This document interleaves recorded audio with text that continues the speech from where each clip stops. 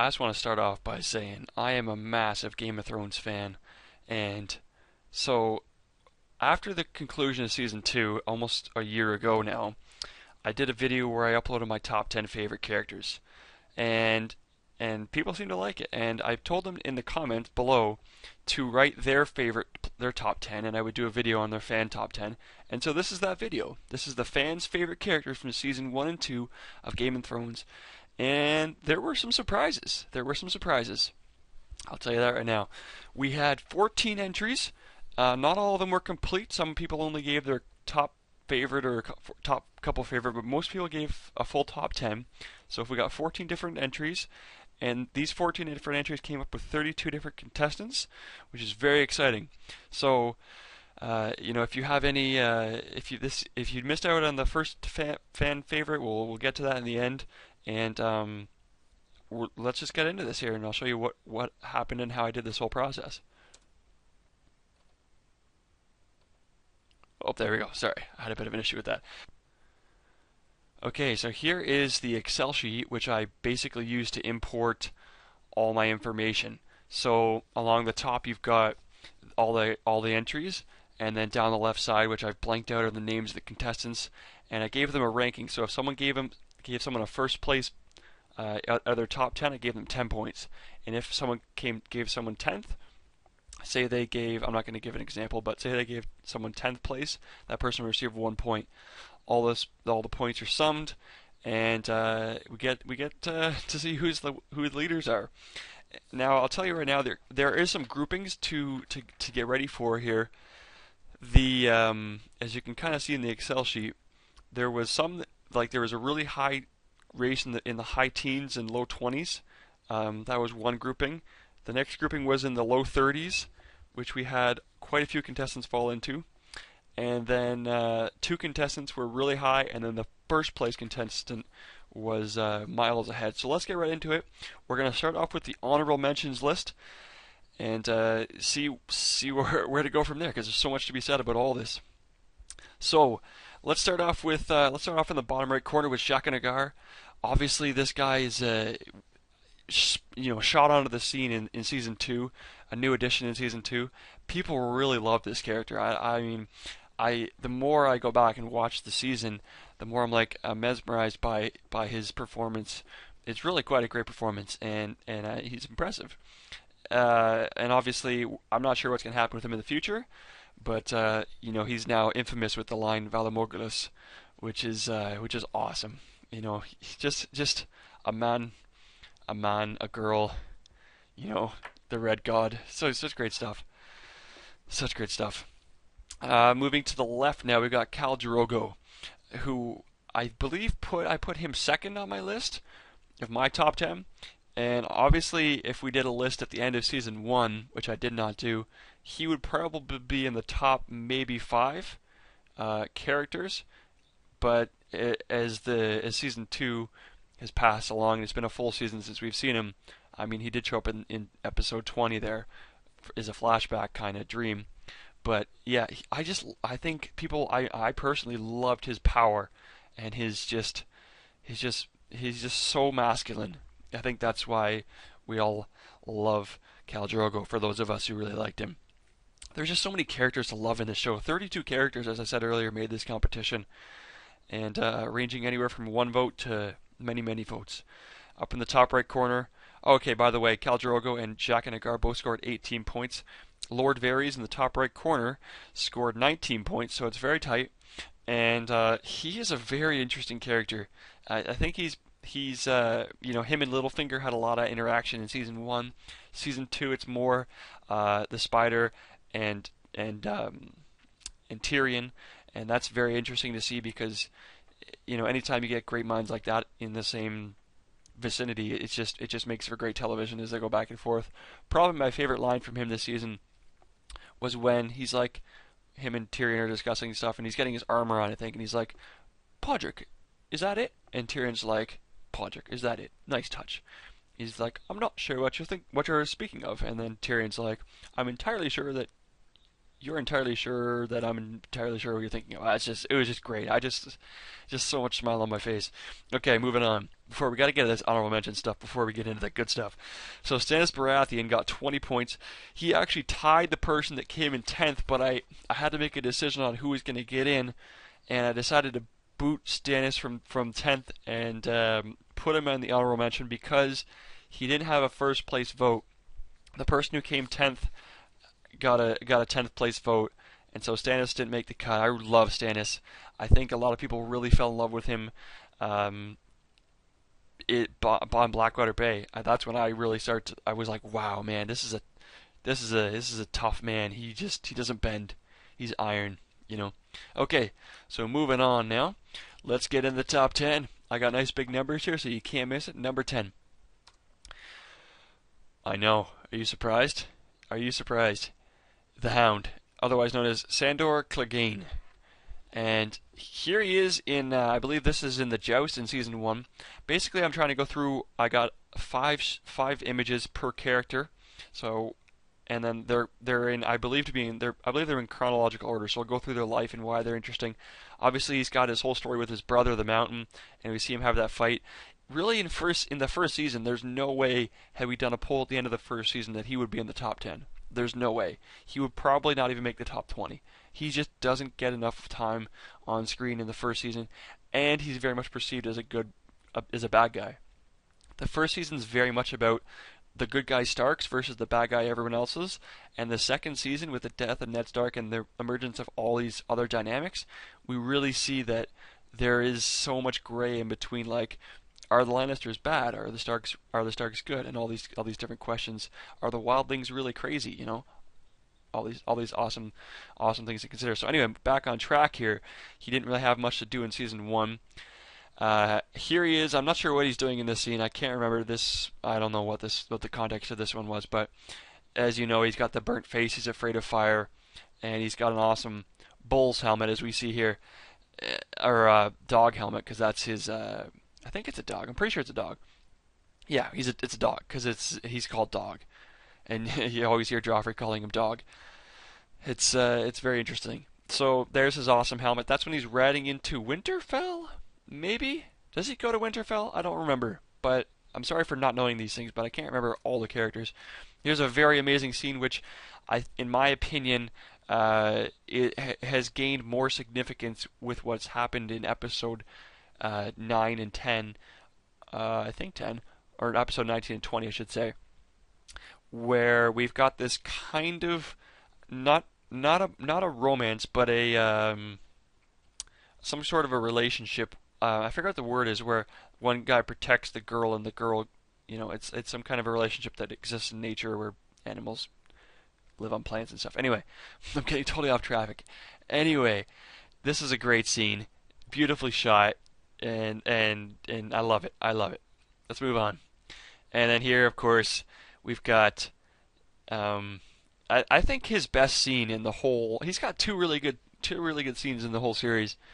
The first one was when he's talking with Bronn, Tyrion's buddy, and he's talking about how it's the whole one more drink before the war scene, and he's like, I've put women in the I put women in the. There's plenty of women in the grave, and I put them there, and you put them there too, and we're all killers, and he's just so funny. And then when he says, he's got another two other good lines. He says, "If any man dies with a clean sword, I'll rape his corpse." Oh, great line. And then when he says, "F the king, F the F the city, F the Kingsguard," or whatever. He also says, "F the water, bring me wine." He was really on fire in that whole Blackwater Bay he dominated. I think that's all I'm gonna say on him. Really looking forward to seeing what he has to do with Sansa, or whatever he's gonna do in the next season. As people will be watching him more earnestly because he has seen increased screen time near the end of the season, which is why he's been reflected on this list. Moving along, I have no idea how much time I'm taking for this, guys. I didn't write down any notes. All I wrote down was like how many points people. Oh, and I should have said 4 people voted for the Hound, and he received 1 first place vote, which I kind of talked about. So 4 people of the 14 voted for him. That'll pick up as we go along. So number 9. Are you guys ready? Boop. Daenerys Targaryen. Ooh, she's kind of going like on the opposite direction that the Hound's going. When you think about the Hound is like on the up and up, and like Daenerys last season got a lot of not hate, but she was. If you polled her at the end of season 1, she might have been the favorite. Her and Ned Stark would probably be the favorites from the end of season 1, without a doubt. The end of season 1 was absolutely amazing. So here she is with her white hair, her white horse that she got from Drogo, just living up the life of a sold away woman back in the day. Great times, great times. What a great. She really has one of the probably. There's a couple people in this list and in this story that have amazing. I don't even want to say character arcs, but she definitely has a character arc. But just the journeys that they go on and the places they go to and just the way they evolve, she's definitely has one of the biggest evolutions as a character, going from this timid woman to being this like ferocious, mother of dragons persona. And here she is, and this is I think the first time that she embraces her position as Khaleesi, which becomes her identity in some respects. She's kind of went from being like this outcast woman to being Khaleesi to now being just a girl with dragons. Like she's like just gone all over the place. It's amazing. So here is the amazing end to season 1. What an unbelievable end! I mean, season 2's ending. There was no way you could keep up with this. Like this was unbelievable. The dragons looked amazing. Daenerys looked amazing, if you know what I mean, and just an unbelievable finish. The music, and just the whole like having to wait another 8 months for the next season to start or whatever, 9 months, was unbelievable. I want to go watch it again right now. Oh, and Daenerys, again, I forgot to say, she got 22 points in this system.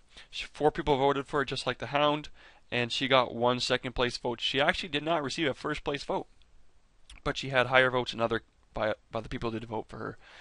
So yeah, so she kind of slipped in the last season though, because people were kind of like getting annoyed with her like neediness and like complaining and like entitlement, and I can totally see that. And at times I was, I think I put Daenerys Targaryen third on my list behind Drogo, and so I couldn't drop her that much. I think she was like first in the end of my. I think she's probably in first place at the end of the end of first season last time, but yeah, she's just you got to stick with her. She's gonna be good next season. She could probably be. She could get the most screen time next in season 3. She's got a dragon, so she's got an army, so things could really get going here. And here she is being the mother of dragons with I forget which guy this was. He was like the Silk King or something, and yeah, in Karth. So I think everyone's kind of glad she's out of Karth now, and we're really gonna get to see what happens next in this whole story. Anything else to say about Daenerys Targaryen? Nope. We're on to number 8, the Infinity on its side. Let me just check off what I've done so far. We're on a good pace. Okay. Now, number 8 is a surpriser. I found it surprising. Bran. What? Another surprise already? What has happened to this top 10? I think it's surprising. Maybe it's not. If you want to just comment below with maybe your thoughts on the list, or who you think maybe should be higher or lower. I mean, I'm not in control of this list, but I'm just reporting the information. So Bran, I think we meet him right here. I don't remember where exactly he came from, to be honest with you. Was he at the wall? I don't remember. I don't entirely know. I really don't know where they met him. I really, to be honest, can't say. I feel like he was there when Catelyn Stark kidnapped Tyrion, but I don't know. Anyway, so he fights off the Hill Tribes. Here he is sitting there, just being brawny. I think the thing people like about Bran is he's witty. He's got a great script. He's got great lines. His delivery is great. He's very much a likable character because he's not inherently good or bad. He's just like he's very much got like this action figure kind of role to him where you just want to. I don't know. He's very likable. I almost consider him to be like a witty, kind kind of charming version of like Sir Jorah Mormont in some ways. They're similar in age, excuse me, probably. So it's interesting. Oh, okay. Yeah, I forgot to say. Bronn got 30 points. 5 people voted for him, and he got 2 third place votes. So he didn't get any second or first place votes, but he still got like consistent voting, or a little bit more consistent voting. And let's move along to the next one. So obviously he becomes really good friends with Tyrion, which is obviously great because Tyrion gets lots of screen time, and because Tyrion's basically, you could say, the main character this season in some respects. Probably in screen time he is. And so here he is hanging out with. He played that cool game. I mean, there's so many great scenes with all these characters. Like that game where they were playing with Shay and they were talking about like, I gotta guess something about your past and all this awesome stuff.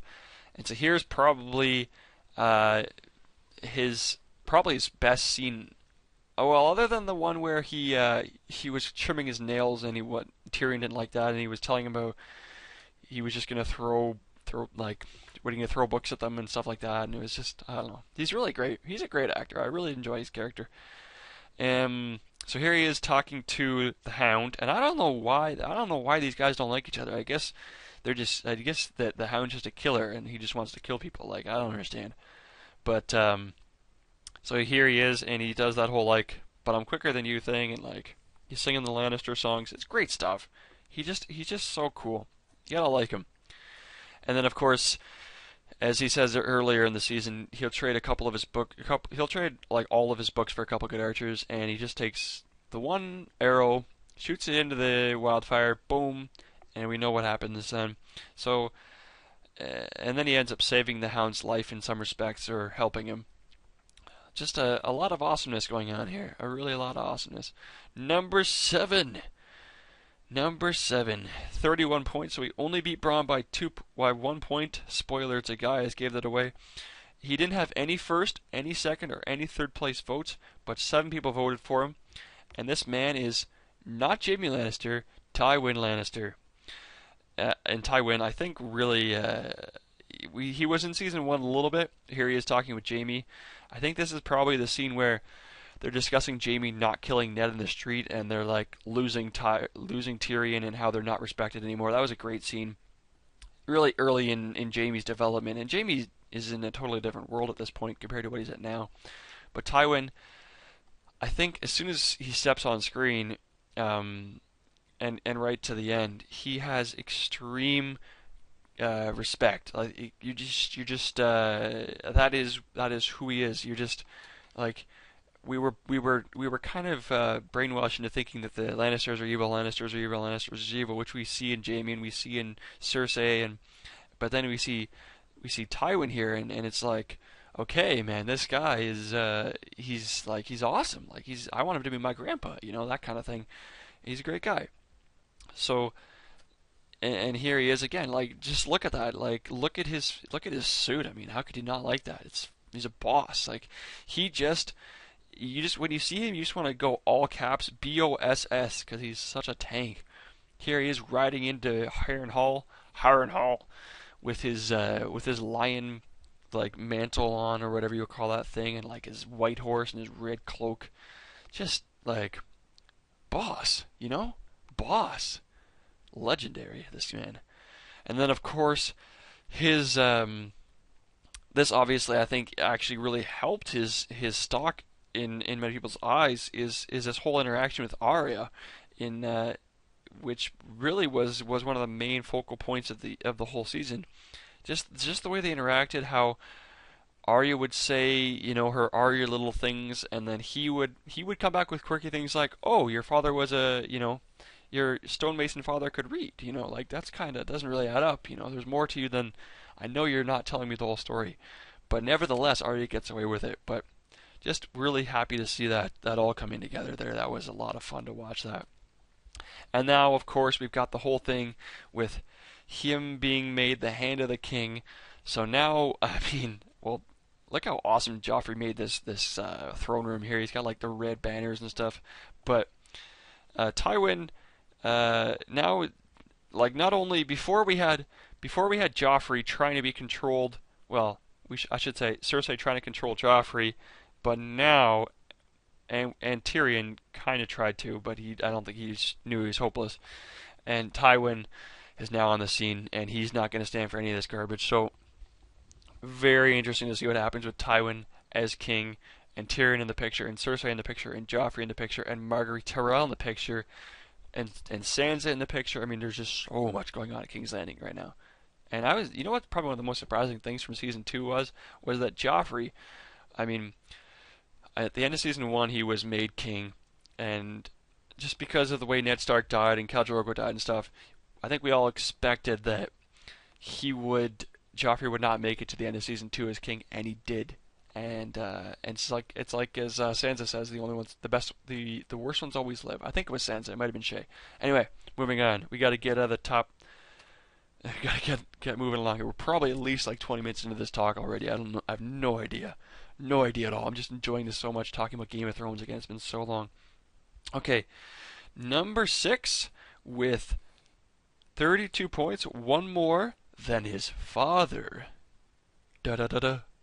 Da da da da. Jaime Lannister, 32 points. 5 people voted for him. He received 1 first place vote and 1 second place vote, and then 3 other people voted at various different amounts. So, I mean, this is a man who, again, I think he's got a very interesting arc too, similar to that, not similar in any respects to that of Daenerys Targaryen's, but in its wild looping fashion, it's just so out there that you're like, wow, what a guy, you know. He's been through a lot, and he's put himself through a lot. You know, a lot of these things are his own doings. So here's the thing. Obviously, right from the start, we know he's incestuous with his sister, but I don't know. It's really weird because for some reason, like the audience and myself, we're like taught to accept that this is okay. Like, I don't know, maybe it's because they're like good looking and we know they're just actors, and I don't know, like maybe I don't know, it's twisted, but it's for some reason it seemed okay because they're twins, you know, they came out of the womb together. I don't know. George R. R. Martin just threw me for a loop, and I don't know what to do with that anymore. It's crazy. Obviously, incest is not acceptable, but like you just sympathize with these people. You just love them. They're just amazing. So yeah, you go from his incestuousness to his him and Tyrion Lannister and Arya Stark probably have the greatest scripts of all the characters, and here he is fighting Ned Stark, and man, does this guy, like, he's just so, his arrogance, his bravado, his swagger, his enthusiasm, his positivity, he's just got so much going for him. He's just so arrogant too, and cocky. Like, it's unbelievable, but it's so likable at the same time. And here he is fighting Ned Stark and just being really cocky about it. Like, his life's on the line. You know, Ned Stark could just swoop his head off, although he probably wouldn't want to because he's Ned Stark. But he's just so confident himself. And here's obviously possibly the one of the best kills of the season was when he it's just such a great move. He just lured I forget who this guy, he was a helper. He may have been an uncle or something like that, but he lured him in with a thrust and then countered with his own little side spear or dagger right in that dome piece. Probably the best kill of the unbelievable. It was a great fight. But then he gets captured, and you're like, what the heck? And this actually happened at the end of season 1. And that was just another element that just was like, what is happening in this show? This is nuts, you know? Because now they've got Jaime Lannister, and the girls have, like, they think they have Arya and Sansa, and, like, just insane. So, yeah, this is just more part of his arc, the craziness factor. He has a whole great talk with Robb Stark. I'm not sure if I have it. I do not. Okay, so we'll just stay here for a sec. He has a great talk with Robb Stark, and he says 3 victories don't make you a conqueror. Do you want to trade gossip like a bunch of fishwives? He's got such a great script. And then when he's talking to Cal, and he's like talking about Jon Snow and how he's like, oh, the honorable Lord Eddard Stark slept with another woman. You know, you hated that child because he was the walking proof that Lord Eddard Stark was not loyal. It's just amazing. Okay, So then he escapes by killing his cousin thanks to Catelyn's. Well, actually, that's actually kind of unrelated, but it probably gave her idea that she could escape him. And so here he is with Bronn, or no, not Bronn. Sorry, Brienne of Tarth, and she is a boss. And I think this is something I'm very much looking forward to seeing. Really, is their dynamic in the future going forward, for sure, definitely looking forward to this. This is exciting. I'm looking forward to this. I'm so looking forward to this season. It's awesome. Okay, so I think that's number 6 done with. Is there anything else to be said on number 6? I don't think so. And we are moving into the top 5 now. This is very exciting. Okay, number 5 is Robb Stark. Robb Stark, King of the North. He's had somewhat of an interesting arc as well, although not quite as extreme as others. It's very interesting to go back and watch season 1 when you see him like this and you realize he's just a boy. Like, not a boy, but like, he just had no responsibility back then. And now he's the king of the North. Like, that's craziness. Robb Stark, I should mention, 34 points. He beat out number 8th place Bronn by only 4 points. And that 4 points got him from 8th to 5th. Big time. Clutch. The young wolf knows how to get done. 5 people voted for him. He got 1 first place vote and 2 second place votes. That'll get done in this rank. So here he is, yeah, as I was mentioning, just him, under his father's. He's just not even that, because it's not like he was really under his father's wings before, but he kind of was. But he just, I think there's this whole era of innocence that the Starks have, and I don't think when we started watching this show that we realized we were watching the destruction of a family. Like, they will, if you go back and watch episode 1, the family will never return to its state, and Catelyn Stark so desperately wants it to be that way. Like, obviously Ned's not coming back to life, but she just wants all her little kidlets back under one roof again, and she's trying with all her might, and it's not going to happen. It's so sad. And look, I don't even have anything else to say to him from season 1, because he didn't really do that much. Season 2 is where I really... Well, actually, this might actually be season 1. I don't really remember. This picture might be out of place. Excuse me, I'm getting thirsty here. It's been a long recording. Okay. So, I'm not sure exactly when this one took place. I'm sorry for putting it there, but it's just a boss photo of Robb Stark. It's like the early beginnings of a great leader and commander. Here he is. This is the beginning of season 2, I know that much. And here he is talking to Jaime, as we spoke about earlier.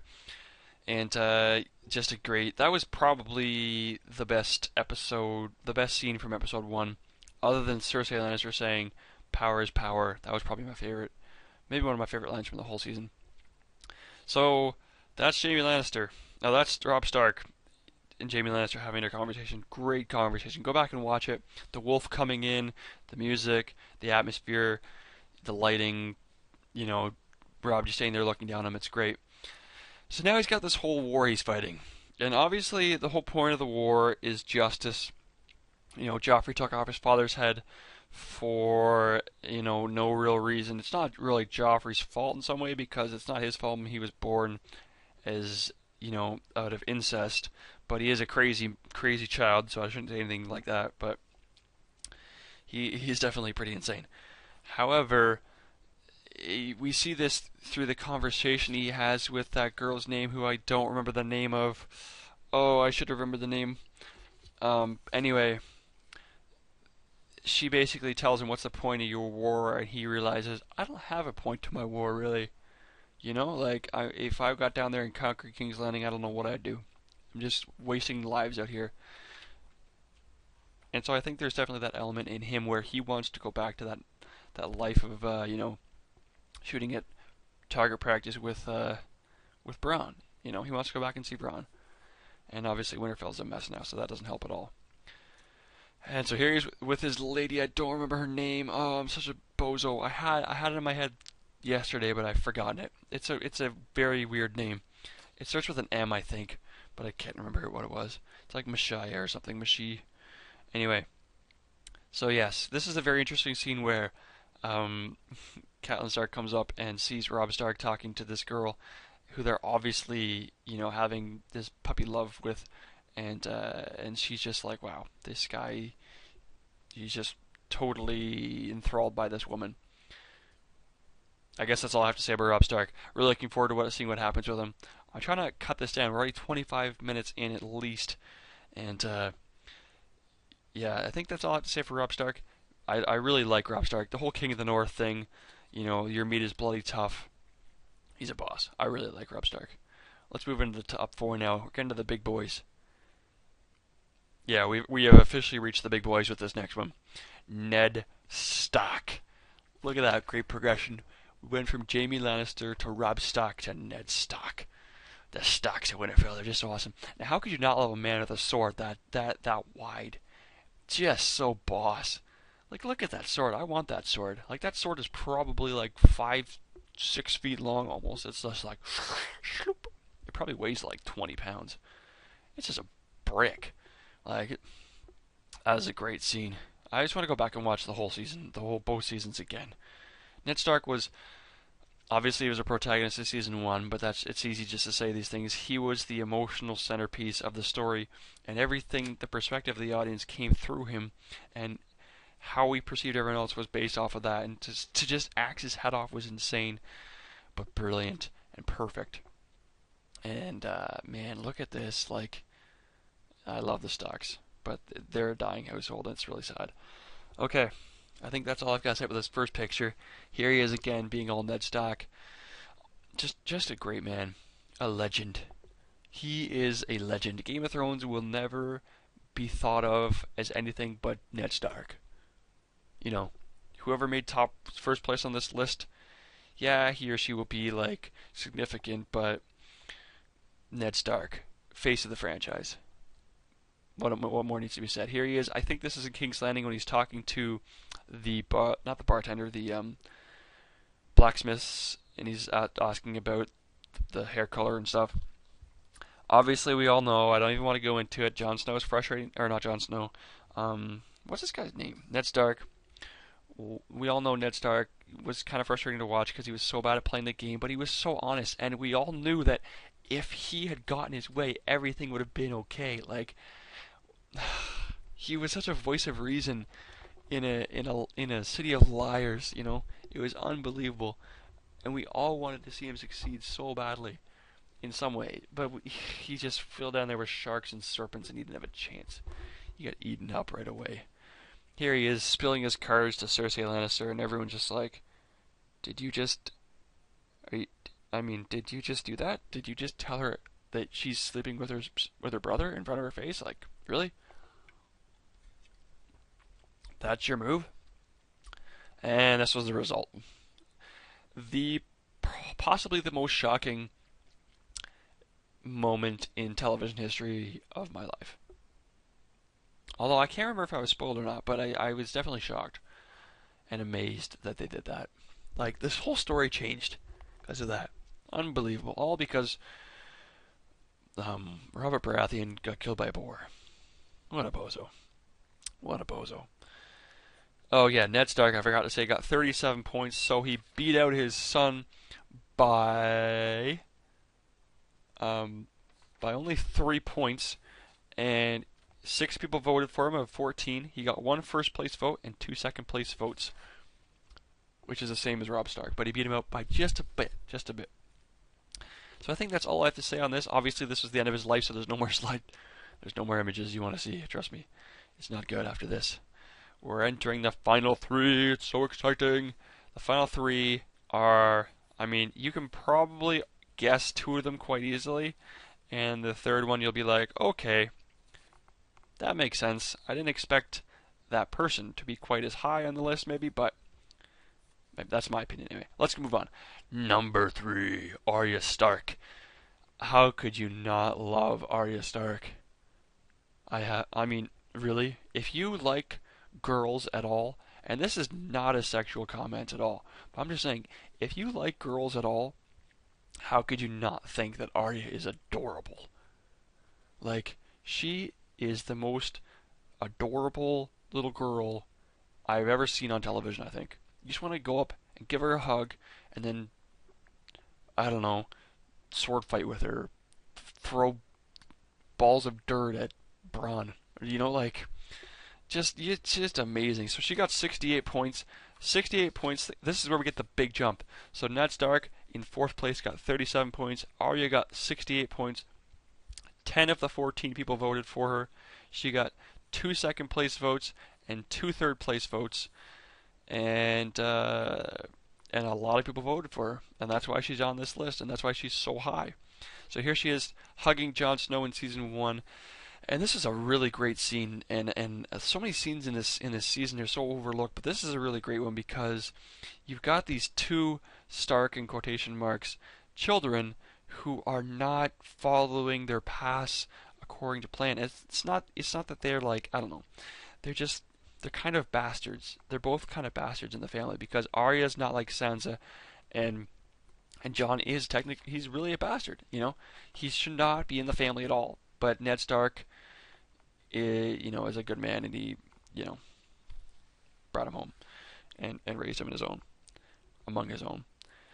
So that's it. Like, it's just a beautiful scene to see them so bonded, and that's just their relationship's great. And I wish we could see more of it, but I really don't think it's gonna happen. Here she is in season, I believe, 1. Well, I think it has to be 1. Might be, yeah, it's season 1. It's gotta be season 1 because she has long hair. What am I even thinking? I think this is probably on the way.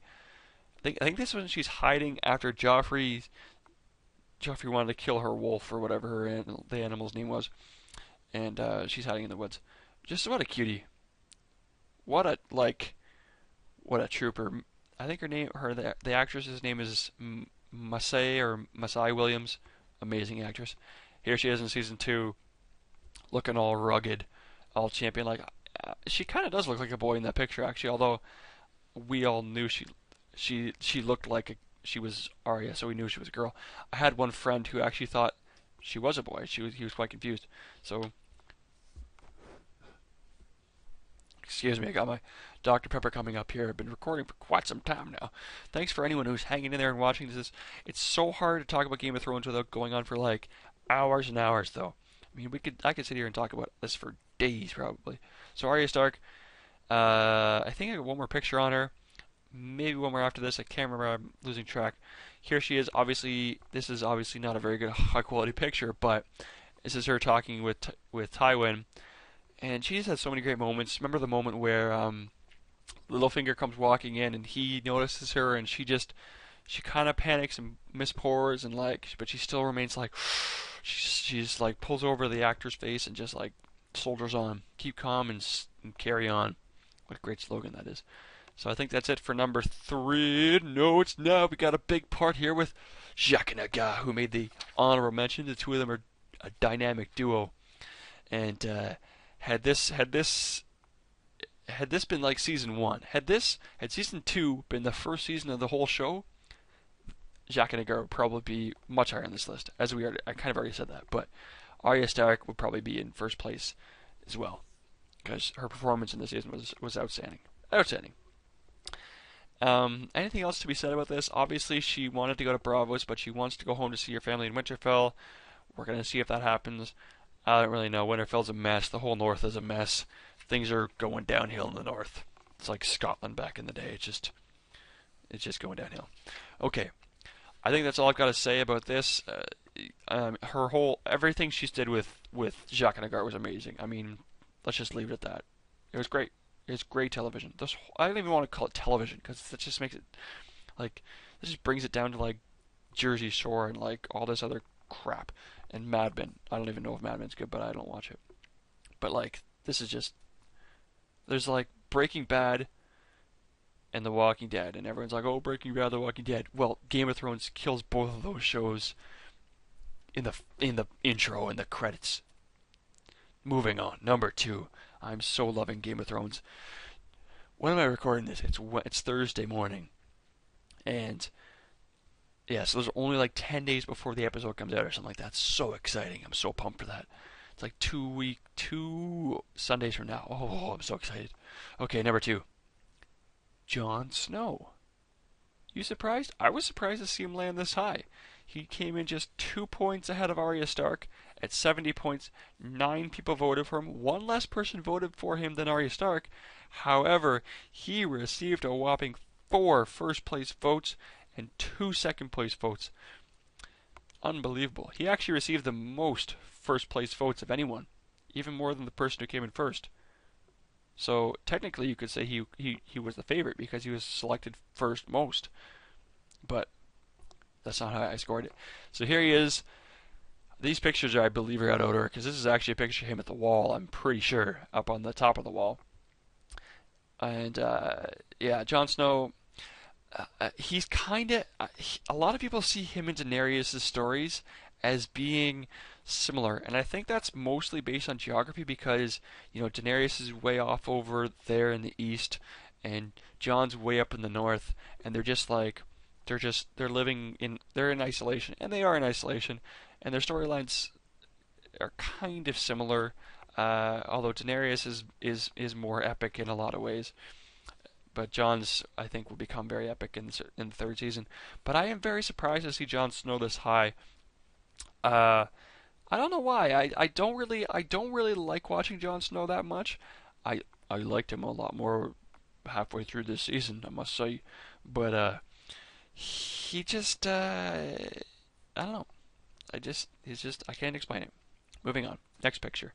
Here he is, obviously at the wall when he first gets there, and he's just beating up these noobs all over the place because they don't know how to fight, and he was trained to fight. And obviously the commanders and Master Lewin and all these guys are like thinking he's like too cocky or whatever. Yeah, and he's just beating up the noobs. I don't know. I think the really interesting part about season 1 was you got this utopia almost in episode 1 where everything's perfectly fine until the last second when what's his name gets pushed off the balcony.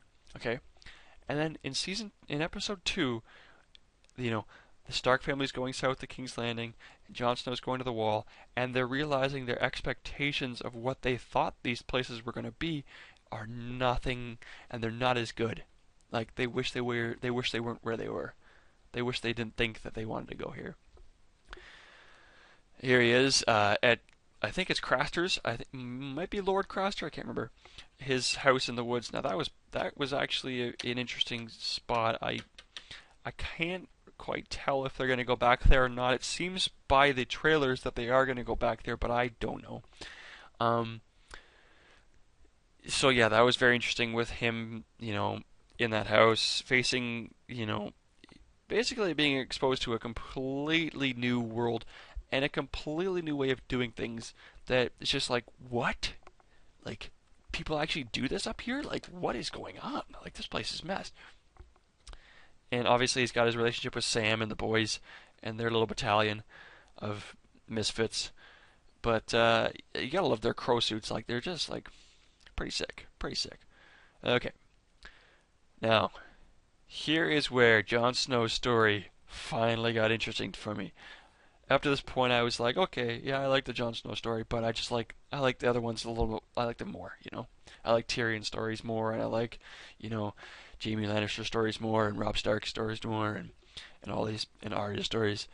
But what made this so interesting? Well, I mean, what do I even need to say? I mean, she's freaking gorgeous. Redhead, beautiful, and the way her red hair stands out on the white snow is unbelievable. And so yeah, that's all I've got to say. His story got really a lot more interesting, and then he did this at the end of the season. This is probably almost the climax of his story so far, where just a lot of great quotes from even Corin Halfhand, who said, what did he say? Did your traitor father teach you that one? Or was it your whore mother?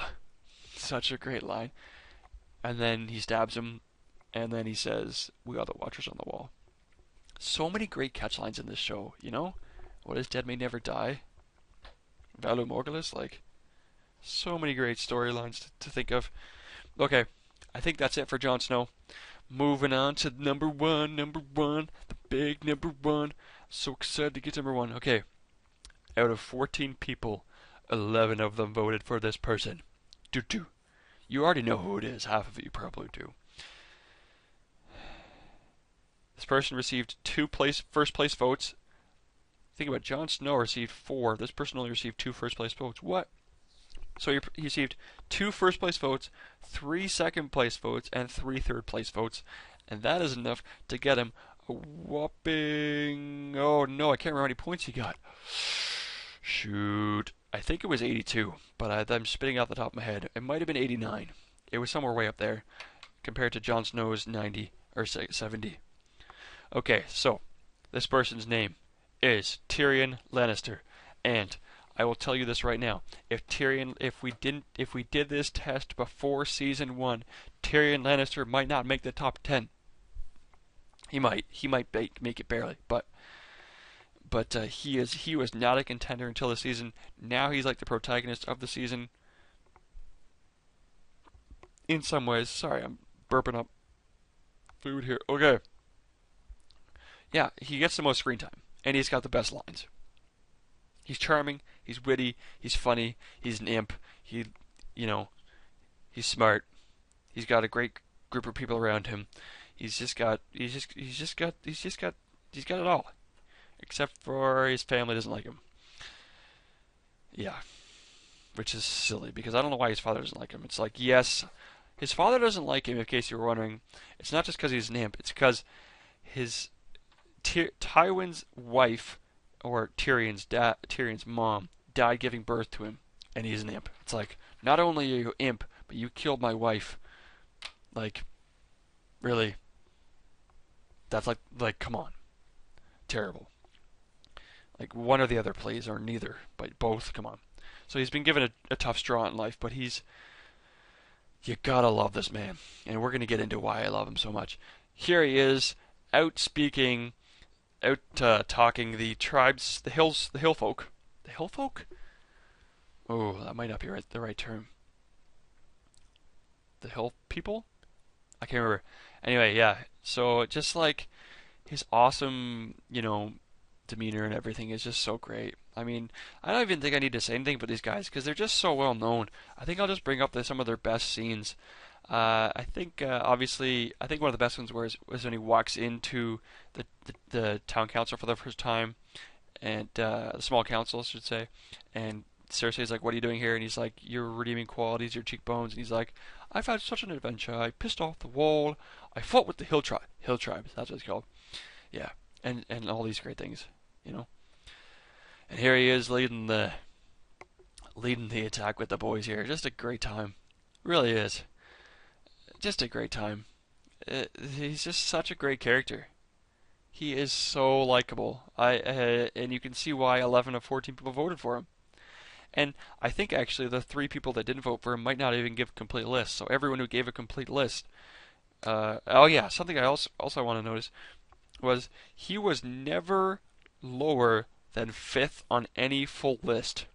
So anyone who submitted a full list of 10, which was I think at least 9 of them, he was never ranked lower than 5th, top 5 on anyone's list. Like, that's just a huge testament to the George R. R. Martin for writing a great script, and the director and the actors and the costumes and everyone doing a great job of putting us in this great believable world. We love it. We love watching this guy. That out of order, I believe that's massively out of order. Yes. Sorry.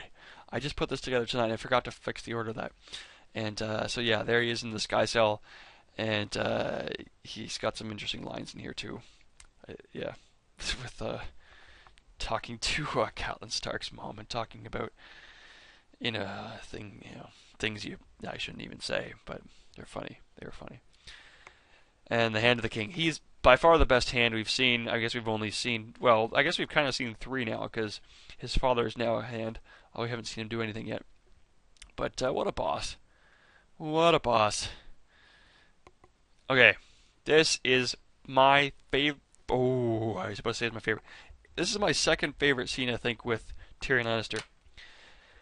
This is the scene where him and Cersei are discussing Joffrey and how he's failed to listen. You know, how she created a monster and she can't control him. And he feels sorry because he knows she had the best intentions, but it just is not working at all. And they don't know what to do. So she starts sobbing on the couch, as you know, and he comes over to her, and I mean his face looks kind of silly in this picture, but it's just he's got a like look at the I think it's perfect. It looks silly in some respects, but it looks perfect. It's like ghostly, like it's unbelievable. It might be the best acted scene I've ever seen in my life. Like look, he he looks like he's not even there. Like he looks like his soul is not in his body. He looks like he's looking 1,000 miles away right now. You know? Like he is not even like he's not even in the same room as her right now. He's just like way off somewhere else. He doesn't have any idea how to console his sister in this in her moment of despair. I think this was episode 7. Yeah. Just just the awkwardness of it where he comes up to her and stands there and like kind of reaches his arm forward and then she looks up at him like as if like whoa, oh no, no, I don't want like he's just like I don't know how to help you. Frig, this is just oh my gosh. What an unbelievable moment. That was amazing. That was amazing. And then this moment, I forgot about this one too. So we've already seen Stannis' big talk where Stannis, half his ship's burned down, and dude's like, "We're gonna lose hundreds of men." He's like, "No, thousands." And then he comes down the ship a little bit, and he's like, "I thought he was gonna get ready for a big speech." And all Stannis says, in his Stannis way, he says, "Come with me and take this city." And like, boss. He should have made this top 10. Did he? He was an honorable mention. Oh, he's such a boss. He made my top 10. Barely, just because of Blackwater Bay. And episode 10. Episode 20, I should say. So, here he is, and his speech is so great. You know, people are leaving. He's like, they call me the half man. What does that make you? And all this great stuff. He's so great. He's like, those are brave men knocking at our doors. Let's go kill them. This is my favorite scene. This could be my favorite scene in the whole season. Quite possibly. This is Tyrion in episode 20. Valomorgulus, actually, you could say. And here he is. Shay is finally coming. Go watch this scene. It's so amazing. Just the way he is so proud and ashamed at the same time. He's so he's such a proud man, and this is just torn him, and he refuses to let Shay into this bubble, and he finally Shay just says like, "I will not accept you not letting me in your life." Here I forget what they're saying exactly when he made this face, but unbelievable. And here he starts crying, I think, because she said that he has a shit memory. You have a shit memory. I really didn't like Shay when I first met her, but the more I see of her, especially the scene, I wanted to cry in this scene. It was so good. It was just so beautiful. Unbelievably great scene.